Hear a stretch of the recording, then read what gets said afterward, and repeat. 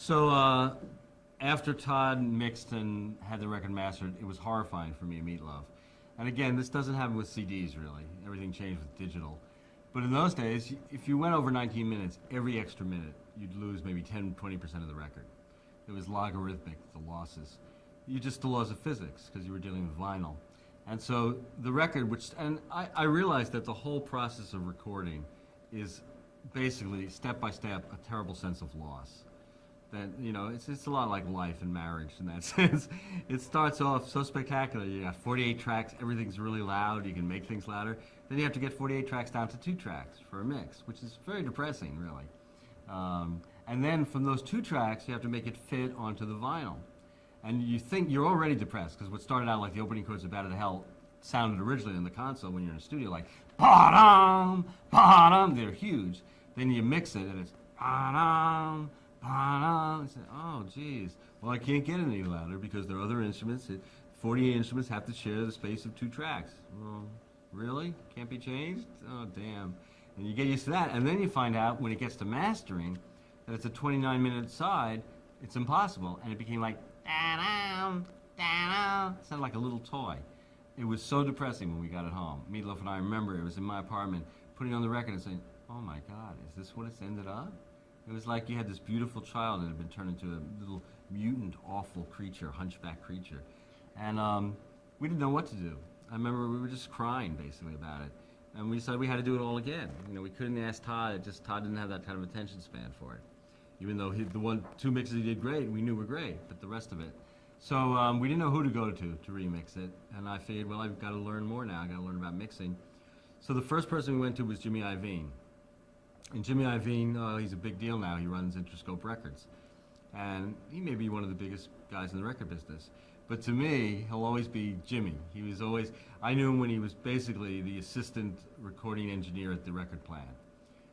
He was kind of the janitor. He swept up, but he also assisted.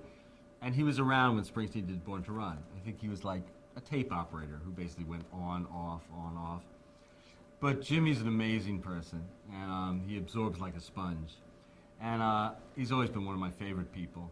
He's very charming, partly because he's so direct. Jimmy, from the day I first knew him, and this is like 76, 76 or 77, he always had one goal. He always would say, Steinman, I wanna make $100 million. I figured it out. That's how much I need, $100 million, because then you don't have to, I was so happy with 20,000, I knew I was fucked up. I knew I had to revise my estimation. He goes, $100 million, that's the exact amount. And he never changed that amount. All the years I knew him and worked with him. He always was looking for the thing that would get him that $100 million. And he had other great comments. He says, the problem with you is you worry about art and creating art. I worry about buying art. That's what I want to do. And he was very pithy and this guy was really bright. And yet, amazing sense of music. And I remember remixing everything with Jimmy. And Jimmy had an easy solution, which was totally cheating, but that's Jimmy. He basically took all the stuff out, because he knew what we were saying. Yeah, it sounds small. It should sound huge. It's too many things. You got to take stuff out. So he took out all the background vocals. He took out almost everything except the piano, bass, and drums. And even the guitar he took out about half of. And so, which made it sound a lot like Because the Night, Patti Smith, that record, which is a great sounding record, but that's what Jimmy was great at. He says, yeah, you say now you just got piano and a voice and the drums, they can all be loud. That's what I want to hear when I hear a song. I want to hear the voice and the melody and the piano and the drums. I'll listen to some guitar, but even those guitars, I think of all those skinny English faggy guys in that satin pants. I don't know about that. I like the other stuff. And his father worked on the docks in Brooklyn. He had that kind of mentality. He had a great mixture of vision and also very down to earth. And so his mixes were kind of great because they were loud, but they had nothing in them. They were like really empty. And one of his mixes is left on the album. 2 out of 3 ain't bad. In fact, it doesn't sound like anything else on the record, I think, because it was a Jimmy mix that I did with Jimmy. And you can tell when you listen to it, a lot's been taken out. The background vocals were put back in, but it's very stark compared to the others, because that's the way he mixed. He also is funny. I mean, if you listen really closely to 2 out of 3 ain't bad, you'll hear when it starts, there's a low hum, a low buzz there before the music starts. You hear, And I remember mentioning this to him, saying, Jimmy, what about this low hum? Steinman, you don't understand about music. You never hear that on the radio. It doesn't pick it up, and no one's going to mention that. Just you're much too fanatic. Forget about it. I said, oh, okay. And you have to jump cut again too. A year later, when the song is on the top 40 station in New York, the top 40 station, which is called 99X at the time, and we get a call from the program director saying, you know, we like this song, 2 out of 3 ain't bad, but there's this horrible hum at the beginning that really comes across on the radio. And so I turn on the radio, and the next time they play the song, I hear, oh, baby, we can, Jimmy, you little liar. And it's still there. Never got rid of it. Also, I should mention, Jimmy gave me the most profound advice anyone ever gave me in the music business, which I think should be passed along to anyone wanting to be in this business. In that, once he did all his mixes, and we only kept one of them, I remixed the rest of the album again with a guy named John Jansen, and those are the ones that's the majority of the record. He was brilliant. But I brought them all to Jimmy to listen to, because Jimmy didn't have any ego about it. He was just starting out. I mean, I think he had just gotten the job to do Born to Run, which was an accident. No one knew how to mix it. And Jimmy had been there working the tape machine. They said, why don't you take a crack at it? So one weekend he mixed it. And I love Born to Run. It's my favorite record of all time, one of them. And one of the things I love about it is the way it sounds, which is totally insane and accidental in a way. Jimmy, he'll explain it to you. He says, I didn't know about echo. I just pushed it all up, and that's why it has all this tunnel-like echo. As someone said, it sounds like it was recorded in the Holland Tunnel. But that's great for Born to Run. And he left things out. There are really funny stories. I don't get into your show with Springsteen, but like She's the One, a great song on Born to Run. It's all tom-toms, one of the things that makes it really cool. There's no snare, but that was a mistake. Jimmy describes how Springsteen was furious, and Max Weinberg going, where's the snare? He says, there was a snare? I didn't know. Why don't you write snare? Where? But right there it says SN. Well, I didn't know SN was snare. I thought that was some, code for something. I didn't know. Sorry, And the other thing was Clarence Clemens was furious. Not Clarence. Bruce was furious on Jungle Land, where he plays a big sax solo. Clarence. It's supposed to be just the accompaniment to a guitar solo. And Bruce was really proud that it was the best guitar solo he would ever play. He worked like days on it. And Jimmy left it out. And he had the same kind of answer. He said, I didn't even know there was guitar. Where does it say guitar? Why do you have the guitar playing with the sax? This is so confusing. I don't want to do this anyway. Leave me alone. It's like, but they kept it all. It's a great record. But Jimmy's advice to me that I thought was so precious was I brought all these mixes to play him. And I played it, and he listened to everyone. He's listening really carefully. And I'm thinking, trained ears. This is a guy who doesn't know a lot more than I do, but to me he was like a god, because he had done more than I had. Everyone had done more than I had with some kind of god. And so I said, what do you think, Jimmy? What do you think of these mixes? And he looked at me and he goes, you know something, Steinman? I'll tell you something. These mixes, the ones you just played me that I just heard, these mixes are going to sound great on the radio. And I thought, this is important. I should really remember this. It's going to be something about EQ or something really about sonics and how voices, I've got to know this for the radio. Well, what is it, Jimmy? Why are they going to sound great on the radio? Because they're on the damn radio. You know how hard it is to get on the goddamn radio? If it's on the radio, it'll sound great. That's the whole point. Get it on the radio. Then don't care. It's going to sound great because it's on the radio. It's the best practical advice I can tell anyone. Don't worry about how it sounds, but when it gets on the radio, it's going to sound great. So Jimmy, I had to give him my pearls. I just should add for color that he had so many wonderful statements that I feel like honoring Jimmy for a second. He did say to me years later, about '83, when I was doing other stuff like Total Eclipse of the Heart and things, he would call me from LA, and MTV had just begun. And Jimmy calls me one day and he says, Steinman, put on MTV, put it on immediately. And we put it on, it's Pat Benatar, who is the 80s songs big female singer, who had this video called Love is a Battlefield. And it was right after Michael Jackson did Thriller and Beat It and all that. And so there was dance. Everyone was doing big dance sequences and videos, which was new. And she couldn't dance at all. She was there basically moving her boobs back and forth and trying to do it in time. And that was all it was. And Jimmy says, look at this woman. Look at Pat Benatar. Look at her. And I was looking at it at the same time he was. He goes, can you believe it? I mean, she's trying to dance. This girl can't even stand still in time. Which I thought was a great comment. And I should do the collected wisdom of Jimmy Iovine, because there are a lot of them. I remember when I did Streets of Fire, this movie with him. It was classic. He did the whole movie as the music supervisor. He didn't really know what he was doing. But it was another thing where he said to me, you know what I am? I'm a music supervisor for a big movie.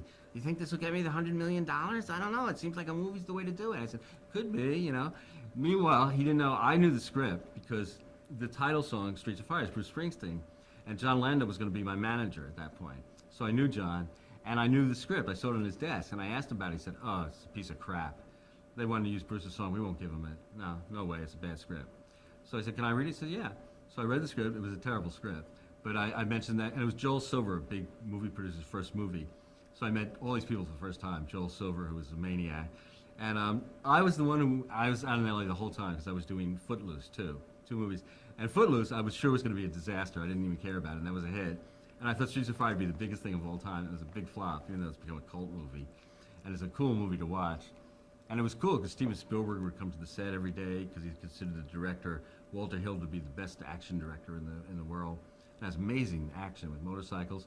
But I learned a lot, and one of the things that was interesting was Jimmy goes, I don't know what to do as a music supervisor, but, I think this is going to be the way to get $100 million. I really do. And I said, but what about the script, Jimmy? It really stinks. He says, the script? I don't think that's that important. And Joel was there, and he says, Joel, what do you think? Is the script any good? The script? I don't know if the script's any good. It's not about that. It's about the visuals. What do you see? The action, the visuals. This movie's about visuals. It's about excitement. It's about thrills. Don't worry about the script. I remember mentioning it to like 6 or 7 people that the script was trashy, and I always got the same answer. Script? I'm sure no one read the script. The script doesn't matter. This movie's about visuals. It's an action. It's like a Spielberg movie. So, all right. And then we go to the first edit, the first cut of the movie in the screening room, and it's Iovine, me, and Joel Silver. We're all sitting there and we're watching. We're all excited to see the first cut. And it starts, and I remember Joel Silver, who impressed me. Joel Silver goes, here we go. The adventure begins. It was like we were like 3 little kids. And IV goes, yeah, this is it, Steinman. $100 million. $100 million, I know it. And it starts, and about 20 minutes into the movie, Jimmy turns to me and he goes, Steinman, you know about art and that kind of stuff, movies, theater, right? I said, well, yeah, I know something. He says, this movie is really shitty, isn't it? It's really bad. I said, yeah, it's a really bad script. Why didn't anyone notice that the script was bad? It stings. I can't even watch it. I'm never going to make $100 million from this movie. And Joel's on the other side going, what am I going to do next? It's got to be our next project. And then sitting there, and there's so many lessons I learned during that movie. It went $14 million over budget, I think. And I kept saying to Joel, how are they allowing this? Because they kept screaming at us. It's over budget. I said, how? And you got to understand, they built, Walter Hill didn't want to go to Chicago. It sort of took place in Chicago. So they built Chicago in LA. They built this enormous elevated train, the city of Chicago, and the biggest tarp ever to cover an outdoor area. 2 square miles of tarp that covered all of Chicago. And I remember saying to Joel, how can they let you go $14 million over budget? Joel says, you got a lot to learn about Hollywood. You got a lot to learn. Come over here. Let me show you something. He goes to the tarp. He says, 2 square mile, square tarp, right? I said, yeah, biggest tarp ever created. I read that. He says, take a look. Open that flap. And I open the flap. He says, what does it say? I said, property of Superior Hardware, California. You know who owns Superior Hardware? Universal. Take a look at it. And he took me all around the set. Everything, of course, was owned by Universal, and they were paying extra rentals to the company that was financing the movie. It was a good lesson about Hollywood, why things go over budget. From Joel himself, the master of it. And the funniest thing was they couldn't use the Springsteen song in the end, Streets of Fire. So I had to write another song. And Jimmy ended up, he's such a cool guy and such a master of what he does that he blamed me for them not having the final song. They were convinced they'd have the Springsteen song. I remember them saying, we're definitely going to have the Springsteen song, right? Jimmy says, yeah, are you kidding? It's a cinch. I mean, I'm that close with Bruce. I did Born to Run. I know John Landau. If I have to, I'll make a call to Walter Yetnikoff, the president. I know what to do. It's about people, connections. It's like 1 week later, Steinman, I'm screwed. Springsteen, what an idiot. He won't give me Streets of Fire. We don't have any ending for the movie. You got to come up with a song like in 2 days. So I wrote this song that I loved, and I sent it to them. And Joel, I remember, left me a great message saying, I hate you, you bastard. I love this song. We're going to have to do it. And we're going to have to rebuild the Wiltern Theater, which they had taken down. It was $1 million to redo the ending, just the ending of the Streets of Fire, because they didn't have they had already filmed Bruce Springsteen's song. And they spent $1 million, and I felt all this hostility for Universal. And a guy named Sean Daniel, who was head of production, one day said to me, well, there is hostility because we understand, you waited about 8 months to come up with that final song, and you never did. I said, where'd you hear that? I did it in 2 days. He said, Jimmy Iovine. So I went to Jimmy Iovine, and I said all that to him. He says, yeah, it's true. I know. I blamed you, but you can't be upset with me. I'm not like a writer. I gotta make my way with these people. I had to have a scapegoat. I thought it was like honoring you to make you the scapegoat. You're not really mad, are you? I said, no, I guess not. He says, good, yeah, because we had a lot of work to do together. I didn't mind it. It was always like when I went to see him in L.A. when he was first starting Interscope. He had just moved into the offices. I know I'm off topic, but what the hell. I moved into his offices at Interscope, and he said, Steinman, sit in that chair right there. And he made me sit like exactly. And he said, don't move to the left. No, don't move to the right. Sit there. Right there. Just keep it right there. Now, don't move. I'm going to play something. This is going to freak you out. It's called Q Sound. $100 million. I'm telling you, $100 million. Listen to this. You're going to hear Madonna singing in your right ear and crawling around your right ear, behind your head to your left ear. Wait till you hear this. Don't move. Don't move. I got to talk to Arnold Schwarzenegger on the phone, so I'll be busy. But just listen to this. He puts on Madonna, and she's doing what he said, and it finishes. He says, what do you think? It's pretty amazing. I said, I hate that. You hate it? I said, I don't want Madonna crawling around my ear and around the back of my head. I just don't want it. It's not sanitary, and it's not particularly aesthetically pleasing. And he goes, oh, you don't think this will be $100 million? I said, I don't think so. He says, I don't know, maybe this Interscope junk will work out. So, and as I understand it, he made more than $100 million, so he did good.